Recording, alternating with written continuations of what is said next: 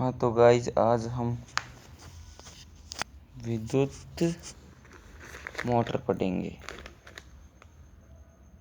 यह हमारी विद्युत मोटर। गाइज आज हम विद्युत मोटर पढ़ेंगे। इस विद्युत मोटर पहले तो आप ये जान लीजिए ये क्या काम में आती है। विद्युत मोटर आपके घरों में जैसे पानी की मोटर होती है उसमें काम में ली जाती है ये मोटर, और जैसे जूसर, ग्राइंडर, मिक्सी वगैरह वगैरह में ये काम में ली जाती है। अब इसकी विद्युत मोटर कहते किसे हैं? तो विद्युत मोटर वह युक्ति जो विद्युत ऊर्जा को यांत्रिक ऊर्जा में बदल देता है, इसे ही विद्युत मोटर कहते हैं। क्या बोल रहा है? यांत्रिक ऊर्जा यानी यंत्र है। ये यंत्र है जो ये यांत्रिक ऊर्जा को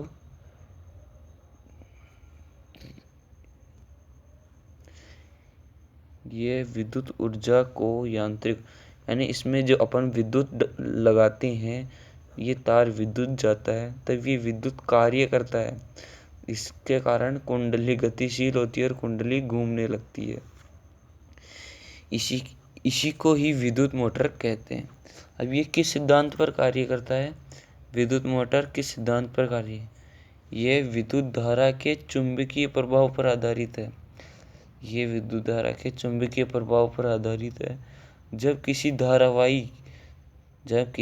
धारावाही कुंडली को चुंबकीय क्षेत्र में रखा जाता है, तब ये किसी धारावाही कुंडली को धारावाही कुंडली है, ये दोनों चुंबकीय क्षेत्र में रखा जाता है।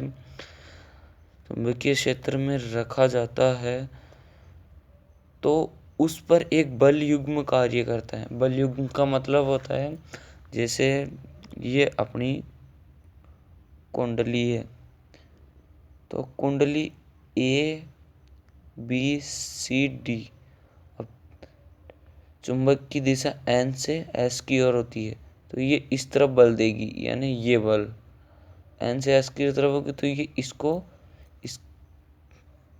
ये इस बल की दिशा फ्लेमिंग के बाएं हाथ नियम के अनुसार, तो फ्लेमिंग का बाएं हाथ का नियम होता है कि धारा की दिशा ये है ना, धारा की दिशा ऊपर जा रही है, धारा की दिशा ये है और ये बल और ये विद्युत चुंबक। तो बल कहाँ होगा? नीचे, ये नीचे की तरफ। तो बल ये कुंडली को नीचे की तरफ धकेलेगा, यानी ये धकेलेगा तो ये घूमेगी, ये गोल गोल घूमेगी। इसे ही बल युग्म कहते हैं। कुंडली पर बल लगना ही बल युग्म कहलाता है।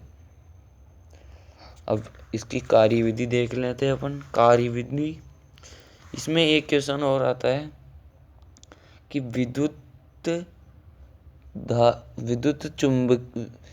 मोटर किस सिद्धांत पर कार्य करता है? ये क्वेश्चन आपका आ सकता है। तो विद्युत मोटर चुंबकीय प्रभाव पर कार्य करता है। विद्युत मोटर चुंबकीय प्रभाव पर कार्य करता है। और एक क्वेश्चन और आ सकता है, ये विद्युत मोटर किस ऊर्जा को रूपांतरित कर देता है? तो उसमें ऑप्शन लिखे हुए आते हैं कि विद्युत ऊर्जा को यांत्रिक ऊर्जा में बदल देता है, यांत्रिक ऊर्जा को विद्युत ऊर्जा में बदल देता है, और रासायनिक ऊर्जाओं को यांत्रिक ऊर्जा में बदल देता है। और भी अलग अलग क्वेश्चन आते हैं कि यांत्रिक ऊर्जा को विद्युत ऊर्जा में बदल देता है।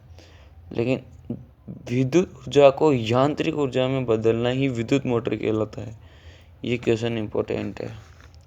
अब इसकी कार्यविधि देख लेते हैं अपन। इसमें दो शक्तिशाली चुंबक होते हैं N और S। इसमें दो शक्तिशाली चुंबक होते हैं N और S। N तो उत्तरीमुखी ध्रुव और S चुंबक है जो दक्षिणी मुखी ध्रुव। अब इसके बीच में एक कुंडली होती है ABCD। कुंडली ABCD होती है।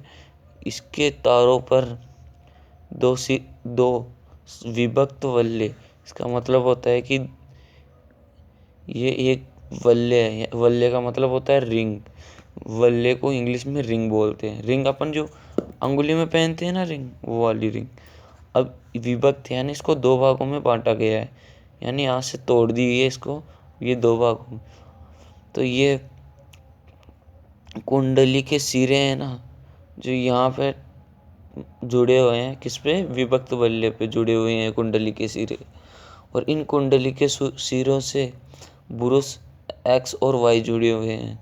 बुरुष एक्स और वाई, अपन इनको पी क्यू नाम दे देते हैं। एक्स और वाई जुड़े हुए हैं। अब इसमें धारा यानी बैटरी, इसमें एक बैटरी लगी है, ये बैटरी लगी है। इस बैटरी में प्लस से माइनस धारा। अच्छा बताओ तुम, धारा का मान किधर होता है? तो आप ध्यान रखना हमेशा, धारा का मान प्लस से, यानी प्लस से माइनस की ओर होता है। प्लस से माइनस की तरफ रहता है धारा का मान। तो ये बैटरी और ये कुंजी, जब हम कुंजी लगाएंगे तो धारा चालू हो जाएगी, और धारा यहाँ से चलती हुई बुरुष अक्ष से होकर सर्पी वल्य द्वारा कुंडली ABC से ऊपरी मुखी धकेलेगी और CD से नीचे की धकेलेगी। तो हमारा ये कार्यविधि हो गई। ये क्या कार्य करती है और इसकी बनावट आप देख ली। इसमें दो चुंबक होते हैं और एक आर्मेचर होता है, यानी आर्मेचर, इसे कुंडली भी कहते हैं। राइटिंग थोड़ी मेरी ऐसी है, लेकिन आपको समझ में आ रही होगी। इसे आर्मेचर या कुंडली भी कहते हैं। अब इस आर्मेचर के दोनों सिरों पर दो सर्पी वल्ले लगे होते हैं, जिन्हें P और Q कह देते हैं। और इन सर्पी वल्यों से बुरुष X और Y जुड़े हुए होते हैं। X और Y, जिनके द्वारा तार और बैटरी जुड़ी हुई होती है। जब हम बैटरी चालू करते हैं तो धारा AB तो ऊपरी मुखी और CD से निचली मुखी धकेलेगी। तो यह हो गया। अब विद्युत जनित्र हम अगले में विद्युत जनित्र पढ़ेंगे। विद्युत जनित्र भी ऐसा ही है, लेकिन विद्युत जनित्र में ये यहाँ होता है और ये यहाँ होता है। इसमें सर्पी वल्य नहीं, उसमें सर्पी वल्य होते हैं, मतलब पूरे रिंग जैसे, पूरा रिंग। अब इस रिंग को आधी तोड़ देते हैं, ये आधी तोड़ देते हैं इसे, इसलिए ये आधी लगाई जाती है। लेकिन विद्युत मोटर में ये पूरी होती है, इसलिए सर्पी वल्य बोलते हैं। और इसमें विभक्त वल्य यानी विभक्त हुई हुई है। धन्यवाद। अगर आपको हमारा चैनल अच्छा लगा और कुछ समझ में आया हो तो हमारे चैनल को लाइक करें, सब्सक्राइब करें, शेयर करें और बेल आइकन को ज़रूर दबाएं। धन्यवाद। आप इसका स्क्रीनशॉट ले हो तो ले सकते हो।